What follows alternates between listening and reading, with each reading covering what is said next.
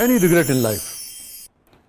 جب ریٹائرمنٹ لی تھی، اچھا. جب والد صاحب حیات تھے اس ٹائم پہ، ہاں.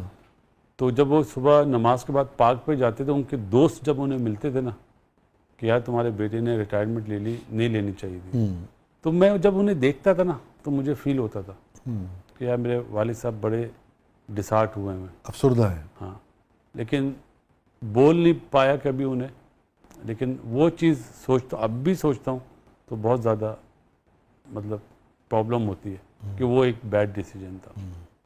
اور جہاں تک میرا حافظہ ٹھیک کام کر رہا ہے اس وقت بہت ساری چیزیں ہوئی تھیں، پالیٹکس بھی تھی. بہت ساری چیزیں ہوئی تھی. وہ چونکہ آپ کو پتہ ہے آج کل حالات ایسے ہیں، بولنا مناسب نہیں ہے، لیکن اپنے ملک کے لیے ہی ریٹائرمنٹ لی تھی کہ ملک کا نام خراب نہ ہو. مگر آپ کو لگتا ہے کہ بھی آپ کتنے سال اور کھیل سکتے تھے؟ میں اس چیز پہ جاتا ہی نہیں. جو فیصلہ کرا تھا چاہے وہ غلط تھا صحیح تھا، اگر والد کے حساب سے جو ابھی بات بولی میں نے تو وہ غلط فیصلہ تھا، لیکن ہم اس پہ قائم رہے. میں بھی قائم رہا اور راشد بھی قائم رہا.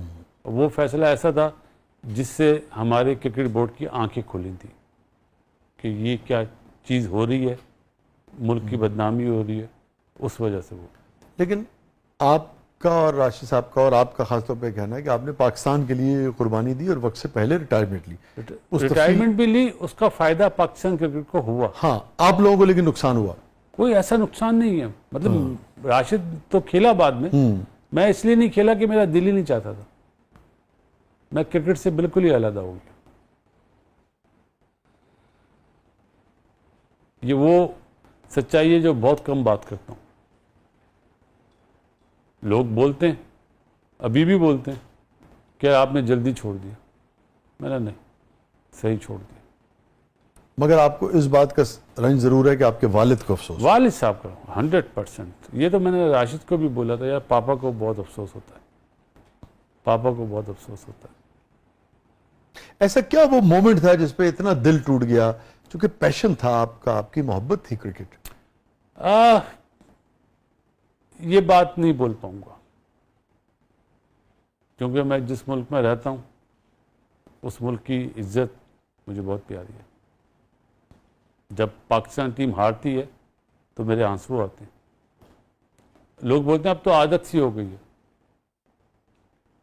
آپ یہ دیکھیں نا، انڈیا سے ہمارا جب بھی میچ ہوتا ہے ہم ہارتے ہیں. کتنا مشکل ٹائم ہوتا ہوگا. ہمارے ٹائم پہ 5 میچ ہوئے انڈیا سے، 4 ہم جیتے، 1 انڈیا جیتے. تو ہم تو اسی طرح سوچتے نا کہ یار ہرا دیں گے.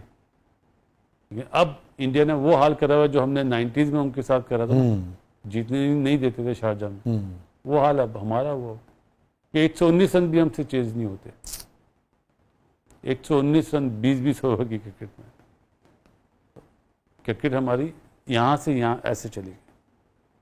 یہ باسط بھائی وقتی لگتی ہے آپ کو یا ایک آپ کو لگتا ہے کافی؟ دیکھیں جی، سچ یہ ہے کہ پہلے جو پلیئرز کھیلتے تھے انہیں اسٹار سے محبت تھی، پاکستان کے جھنڈے سے محبت تھی. انفارچونیٹلی آج کل کے جو بچے کھیل رہے ہیں انہیں پیسے سے محبت ہے. پہلے جیتو تو یار، ملک کا جھنڈا تو اوپر کرو. وہ اپنا ارشد ندیم جیولن تھرو، کیسا جھنڈا اس نے اوپر کرا. تو اسے دیکھ کے کچھ سیکھیں.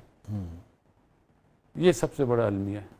اور آپ دیکھیں، آپ صحیح کہہ رہے ہیں، لوگ کتنی محبت کرتے ہیں. ہم چونکہ صحافت سے اور شعر و ادب سے جڑے، تو ارشد صاحب کے جب ہمیں پتا تھا کہ ارشد صاحب نے جانا ہے 2-3 مہینے بعد اولمپکس میں، تو ہم نے ان کو 2-3 مہینے پہلے یہاں ریکویسٹ کی تھی اور انوائٹ کیا تھا تاکہ ہم اپنے اس کھلاڑی کو سپورٹ کر سکیں. جو ہم سے ہو سکتا تھا ہم نے کیا تھا. اور اس کی ایک نتیجہ یہ ہوا کہ آپ اتفاق دیکھیے کہ جب وہ جیتے ہیں تو ان کا واحد انٹرویو جو دستیاب تھا وہ ہمارے پاس تھا. تو وہ میں آپ کو اس طرح بتاتا ہوں، مجھے جیولن تھرو کا بالکل نہیں پتا. میں ٹی وی نہیں دیکھتا، میں صرف کرکٹ کا میچ ہوتا وہ دیکھتا ہوں. اس دن میں اٹھا ہوا تھا، 1 بجے کا ٹائم تھا، اور مجھے لاس کے بارے میں نہیں پتا تھا. میں دیکھ رہا تھا 93 میں جب انہوں نے 93 یارڈز کا جب پھینکا، اور جب وہ جیتے نا میرے آنسو آ گئے تھے. میں کبھی ملا نہیں ان سے، لیکن پاکستان کی پرائڈ ہے وہ. یہ ان کے لیے بھی اور آپ کے لیے بھی اور آپ کے اس جذبے کے لیے بھی اور ہر اس پاکستانی کے لیے بھی، شاید ہم سب کے لیے، جو پاکستان کا جھنڈا جب اوپر جاتا ہے پاکستان کا جب قومی ترانہ بجتا ہے نا، ایسا کبھی نہیں ہوا کہ باسط علی کے آنسو نہ آئے. بس لوگ بولتے ہیں نا، مطلب تکلیف دہ بات ہے، 14 اگست والے دن جھنڈا لگاتے ہیں اپنے گھر میں سب، ایک دن کے پاکستانی بنتے ہیں. کتنے دن کے؟ ایک دن کے. اور باسط علی کے دل میں 365 دن پاکستان کا جھنڈا رہتا ہے. دکھانے سے کچھ نہیں ہوتا، ادھر رکھو ادھر. سب سے یادگار لمحہ آپ کی زندگی کا؟ لوگ بولتے ہیں جی جب میں ٹیسٹ پلیئر بنا، پہلی دفعہ پاکستان کو ریپرزینٹ کرا. نہیں، وہ میرے نصیب میں لکھا ہوا تھا اللہ تعالیٰ نے. بعض باتیں ایسی نہیں بول پاؤں گا. میں اس لیے نہیں بول پاؤں گا کہ اللہ تعالیٰ نے بولا ہے کہ سیدھے ہاتھ سے دو تو الٹے ہاتھ کو بھی پتہ نہ چلے. تو بعض باتیں ایسی ہیں کہ بہت خوشی کے دن بھی آئے ان کاموں میں، لیکن وہ بول نہیں پاؤں گا. ٹھیک ہے، یہ بتائیے سب سے تلخ ترین یاد زندگی کی؟ آج سے 3 سال پہلے والدہ ہاسپٹل میں تھی اور ڈاکٹرز نے بولا وینٹیلیٹر پہ ڈالنا پڑے گا. تو بڑی بھابھی نے منع کرا نہیں، کیونکہ ایج ایسی ہے کہ وینٹیلیٹر پہ نہیں ڈالیں. تو ہم نے منع کرا.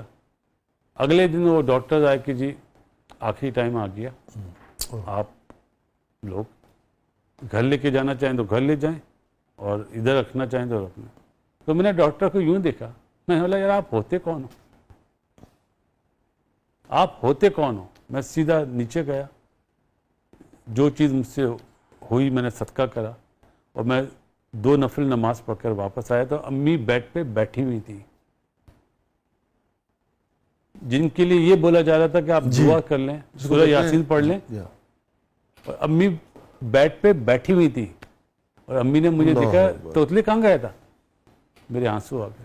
میں نے امی میں نماز ادا کرنے گیا تھا. واہ واہ، سبحان اللہ. اس سے اچھا ٹائم میرا خیال ہے کہ میری لائف میں نہیں آیا. اور میں نے اس ٹائم پہ امی کی تصویر کھینچی تھی، وہ تصویر آج تک ہے میرے پاس، جو میں صبح اٹھ کر دیکھتا ہوں.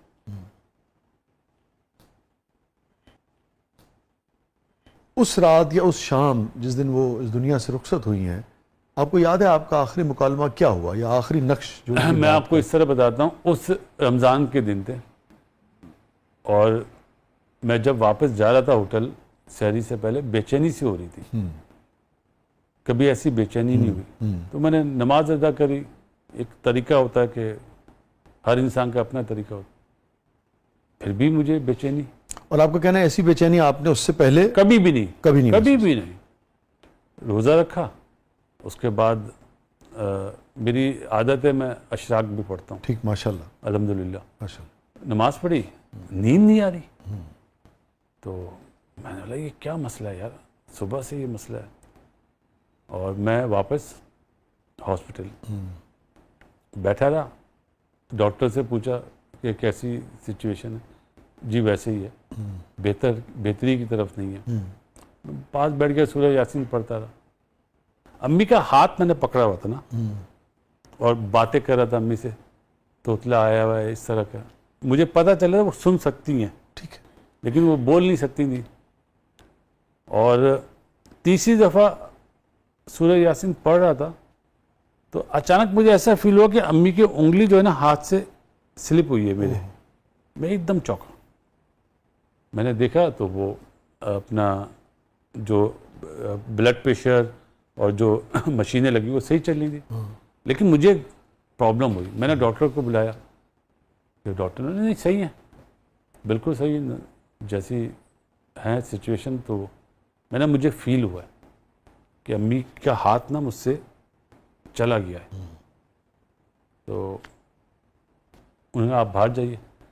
اور جب وہ ڈاکٹر صاحب آئے تو انہوں نے نہیں، آپ کو آئیڈیا صحیح ہے، آپ کی امی اس دنیا میں نہیں ہے. مشینیں کچھ کہہ رہی تھی مگر آپ کو جو اندازہ ہوا وہ درست ہاں، تھا. میری ماں کا ہاتھ اس طرح انگلی سلپ ہوئی تھی، بس وہ بیان نہیں کر سکتا وہ ٹائم.